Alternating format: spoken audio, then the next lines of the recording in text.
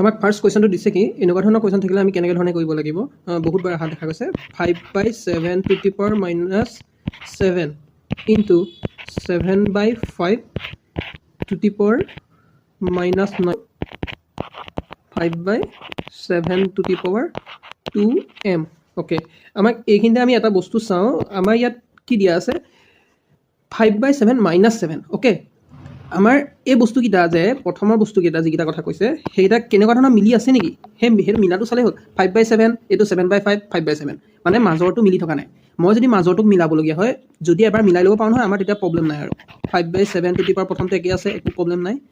ছেকেণ্ডটোত আমাৰ কি আছে 7/5 7/5টো মই 5/7 কৰিব পাৰিম কেতিয়া পাৰিম যেতিয়া মোৰ ওপৰৰ মাইনাছটো প্লাছ হৈ যাব গতিকে মোৰ 9ৰ আগৰ মাইনাছটো নাই বাকী এইফালে একো নাই 5/7 আছে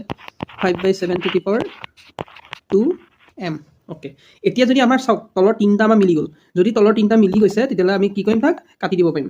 তলৰ তিনিটা এনেকৈ কাটি দিলোঁ যিকেইটা থাকি গ'ল এটা পাতি দিলে হ'ল আৰু যদি মাল্টিপ্লাই হৈ থাকে তেতিয়া ওপৰৰ পাৱাৰকেইটা কি হয় যোগ হয় প্লাছ হয় তাৰমানে -7 + 9 = 2m তলৰকেইটা নিলিখিলেও হ'ব তেতিয়া আমাৰ কিমান হ'ব এইটো 2 = 2m m = 1 এইটো আমাৰ আজিৰ আনচাৰ আছিলে এমৰ মান উলিয়াব দিছিলে এমৰ মান 1 হ'ব